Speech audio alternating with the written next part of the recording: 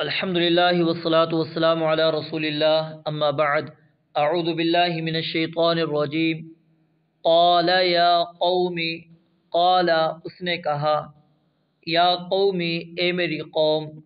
ارأیتم کیا تم نے دیکھا ان کنتو اگر میں ہوں علی بینۃ ایک واضح دلیل پر من ربی اپنے رب کی طرف سے وآتانی اور اس نے مجھے دی ہو رحمتاً عظیم رحمت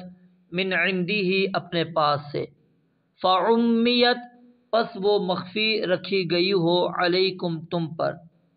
انلزمکموہا کیا ہم زبردستی چپکا دیں گے تم پر اس کو وانتم اور اس حال میں کہ تم لہا اسے کارہون ناپسند کرنے والے ہو۔ اس آیت کے اندر اللہ رب العالمین نے جواب دیا ہے جو سیدنا نوح علیہ السلام پر ان کی قوم کے سرداروں نے کیا تھا، اور وہ کیا تھا؟ ایک تو انہوں نے یہ بات کہی تھی کہ تم اللہ کے نبی نہیں ہو، تم ہمارے جیسے ہی انسان ہو۔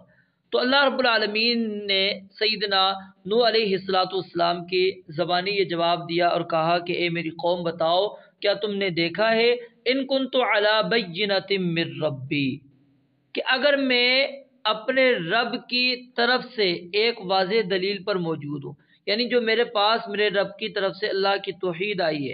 ہے اپنی رسالت کی جو مضبوط دلائل آئے ہیں، میں اس پر یقین کرتا ہوں، میں اس پر یقین کرتا ہوں کہ میں ہی اللہ کا نبی ہوں، میں اللہ کی توحید کی طرف لوگوں کو دعوت دیتا ہوں، میں اللہ کا رسول ہوں، اور وآتانی رحمتا من عندہ، اور دوسرا یہ کہ اس اللہ نے اپنی رحمت کرتے ہوئے مجھے رسول بنایا ہو، کیونکہ نبوت کسی کی محنت کا نتیجہ نہیں ہے یا کسی کے آباء و اجداد کی جائیداد نہیں ہے، یہ تو اللہ رب العالمین کی خاص تقسیم ہے، خاص عنایت ہے جو اللہ رب العالمین نے اپنے ہاتھ میں رکھی ہے، اور جس کو اللہ رب العالمین چاہتا ہے وہ نبی بنا دیتا، چاہے وہ معاشرے کے اندر غریب ہے، یتیم ہے، مسکین ہے، امیر ہے، کوئی بھی ہے،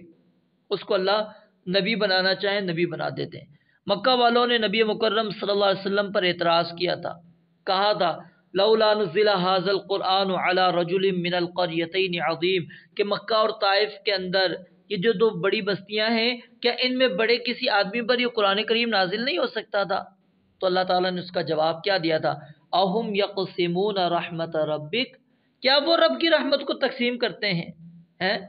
نحن قسمنا بینہم معیشتہم فی الحیات الدنیا، یہ ہماری تقسیم ہے، ہم نے تقسیم کی ہے ان کے درمیان، ان کی معیشت دنیا کی زندگی میں ہم نے تقسیم کی ہے، ہم نبوت جس کو چاہیں دے، یہ ہمارا خاص فضل ہے، اور ہم جس پر اپنی خاص رحمت کرنا چاہیں ہم اس کو نبی بناتے ہیں۔ تو قوم کو جواب کیا دیا؟ ایک تو جواب دیا کہ میں اپنے رب کی طرف سے واضح دلیل پر موجود ہوں، یعنی توحید پر موجود ہوں، اپنی رسالت کی مضبوط دلیل پر موجود ہوں، پختہ یقین پر موجود ہوں، اور دوسرا کہ اس نے مجھ پر اپنی خاص رحمت کرتے ہوئے مجھے نبی اور رسول بنا دیا۔ فعمیت علیکم، اور وہ دلیل اور رحمت تم پر کیا ہے؟ مخفی رکھ دی گئی ہے، تمہاری بے وقوفی کی وجہ سے وہ تمہیں مخفی رکھ دی گئی ہے، تمہیں نظر ہی نہیں آتی۔ انلزمکموہا، کیا ہم اسے تم پر زبردستی چپکا دیں گے؟ وانتم لہا کارہون، جب کہ تم